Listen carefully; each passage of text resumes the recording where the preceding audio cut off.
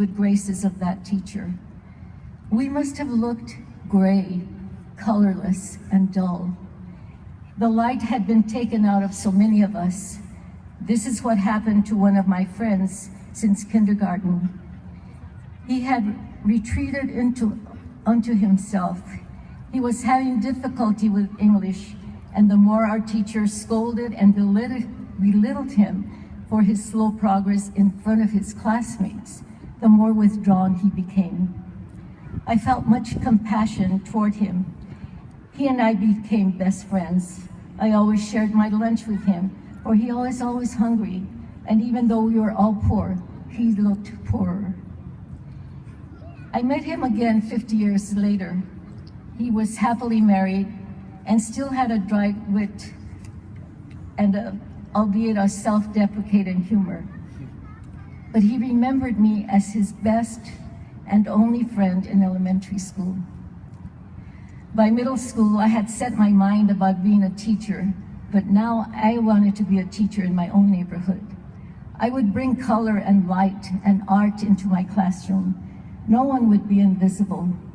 For me, these are the elements in my altar: the colors and the aroma of the flowers, the light of the candles, the loving mementos placed on the altar create an ambience that radiates respect, remembrance, and love.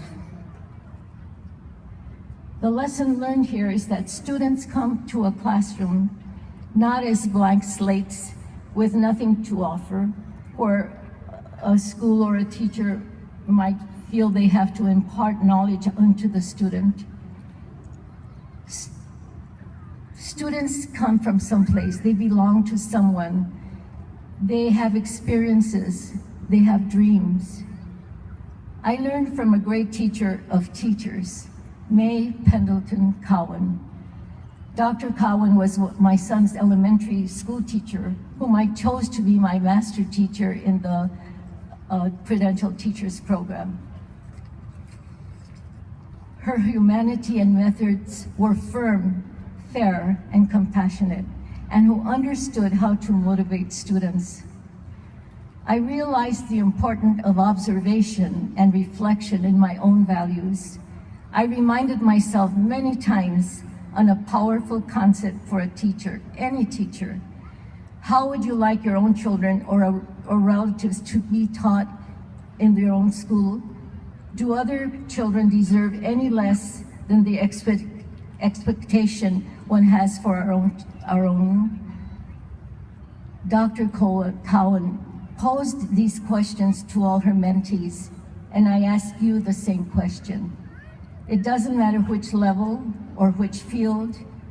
That old adage, once a teacher, always a teacher, is true, especially when you take on the challenge, the work, and the satisfaction. In my altars, I use colorful textiles as a reminder that we are celebrating the life of a loved one in an altar for Day of the Dead. I want to focus on how that person was loved and not how that person died.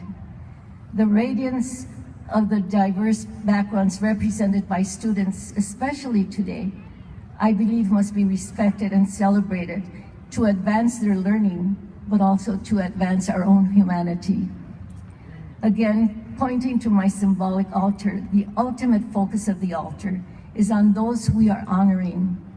Our ancestors, our loved ones, these are the ones who will keep on living in our hearts and minds because they are remembered. Here the metaphor points to the people we are grateful for their support and all the reasons we have for appreciating their part in our successes. Who are your loved ones? Who believe in you and appreciate you? Bring them with you wherever you go, whatever you do. Take your ancestors. That is why we honor them. You are not alone. I want to name teachers and mentors who made a difference in my life. In all of my 84 years, I can count them in my hands. Ms. Agnes Lee, my second grade teacher who I mentioned earlier. Mrs. Marguerite Chapman, who praised my brother in 3rd grade and gave him a book that I loved, that I also read to my own children. She introduced me to literature classics and exhibited my artwork in the school library.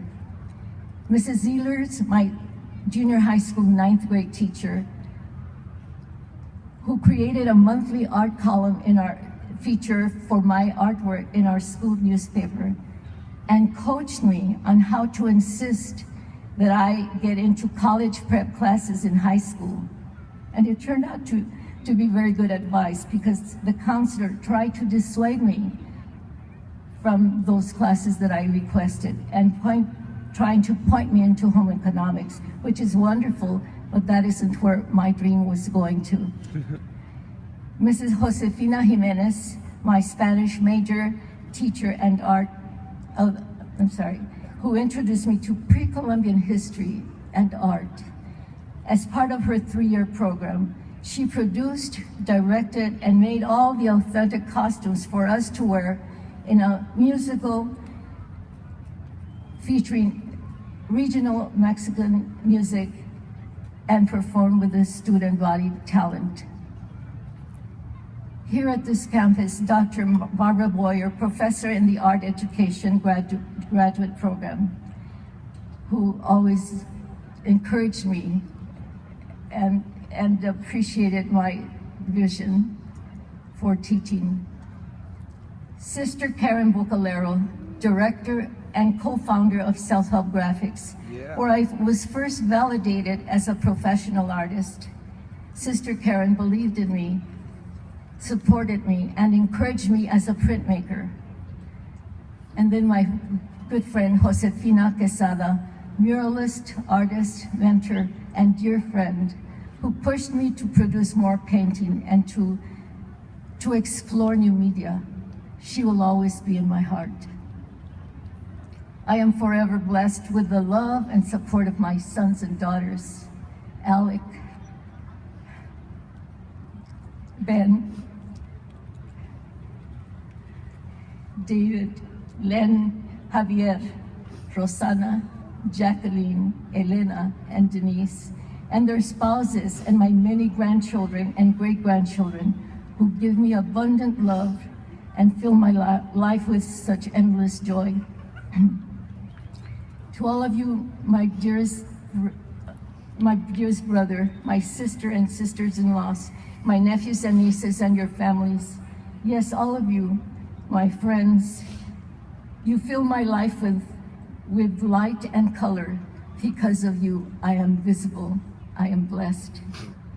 I will be remembering my ancestors, honoring them, thanking them for my life and for watching over me. And I wrote this poem a while back, which really expressed some of the things I spoke about today. And it's called I Am. I am a cosmic bird. I do not need a reason to dream, to soar. I am winged dove made of sky, of mournful songs and joyous hearts. I make my way along the rivers. I wade the waters. I feel the sand. I let the ripples carry my dreams, widening evermore, reaching to the other shore. Where water runs dry and waits for rain, I find new ways to cross. I am hummingbird, steadfast and strong. Like those before me, I discover life anew, where generations have prevailed. Yes, my people, mi gente. When dust storms rise, we merged with the sun, embraced our mother, the earth, buoyed by the sustenance in our stories and our songs. I am moon and Milky Way. Look up to see my light of streaked sunrise and starry night.